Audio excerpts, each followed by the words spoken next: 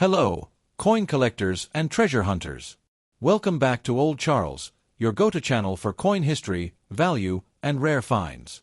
In today's video, we're diving deep into the 1965 United States Liberty Quarter Dollar. Could this coin be worth more than just 25 cents? Stick around as we uncover its history, errors, and current market value. The year 1965 was a turning point for U.S. coinage. Prior to this, quarters were made of 90% silver. However, due to a rising silver price and a nationwide coin shortage, the U.S. Mint made a major change. The 1965 quarter became the first to be struck with a copper-nickel clad composition, meaning it no longer contained any silver. Visually, the 1965 quarter looks very similar to its silver predecessors. But if you check the edge, you'll notice a copper core, which is the easiest way to tell them apart. The 1965 quarter features the classic design by John Flanagan.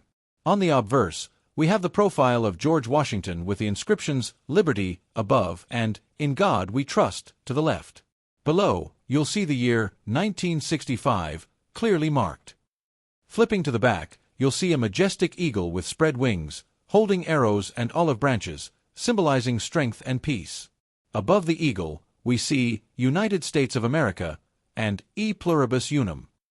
At the bottom, the denomination quarter dollar is displayed.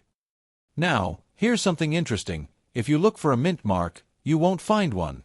That's because all 1965 quarters were struck at the Philadelphia Mint, which did not use mint marks at that time. The U.S. Mint produced a staggering 1.8 billion quarters in 1965, making it one of the most common quarters in circulation today. But don't lose hope.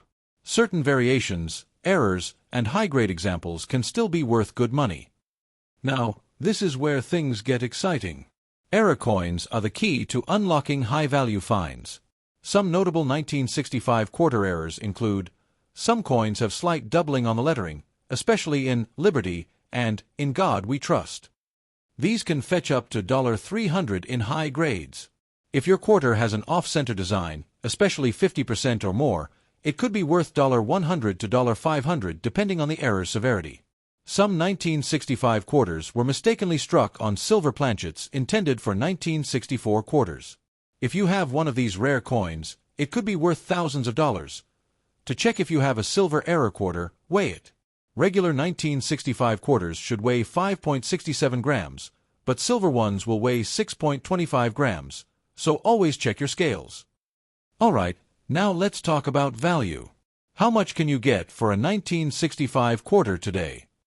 Most 1965 quarters found in change are only worth face value, 25 cents to $1, unless they have rare errors. If your quarter is in mint state, MS-65 or higher, it can sell $4.10 to $30. The highest recorded price for a 1965 quarter was $12,000 for an MS-68 plus example. Finding one in near-perfect condition is rare, but if you do, you could be holding a small fortune. The 1965 U.S. quarter dollar holds a special place in numismatic history as the first non-silver quarter issued in the United States. This major transition marked a shift in American coinage due to rising silver prices and economic challenges. In the early 1960s, the U.S. faced a severe coin shortage. Silver prices were rising, and people began hoarding older 90% silver quarters, minted before 1965, believing they would increase in value. This led to a lack of circulating coins, forcing the U.S. Mint to take action. To address the crisis, President Lyndon B. Johnson signed the Coinage Act of 1965, which removed silver from dimes and quarters. This act introduced the copper-nickel clad composition, which is still used today. The new quarter design remained the same as the previous silver version, featuring a profile of George Washington, designed by John Flanagan, with the words Liberty and In God We Trust.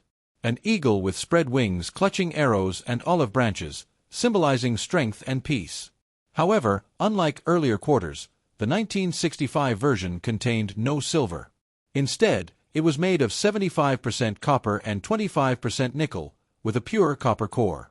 Another major change was the removal of mint marks from all quarters between 1965 and 1967 to discourage hoarding. The 1965 quarter was struck only at the Philadelphia Mint, and over 1.8 billion were produced. The switch to clad coinage in 1965 was a turning point in U.S. numismatics. While the public initially resisted the change, these quarters became widely accepted. Today, they are common in circulation but are valued by collectors when found in high grades or with rare errors. The 1965 Liberty Quarter remains a historic piece, marking the end of the silver quarter era and the beginning of modern U.S. coinage. The value of a 1965 U.S. quarter depends heavily on its condition. Coin collectors and dealers use the Sheldon Coin Grading Scale, 1 to 70, to assess the condition of a coin. Here's a breakdown of the different conditions and their impact on value.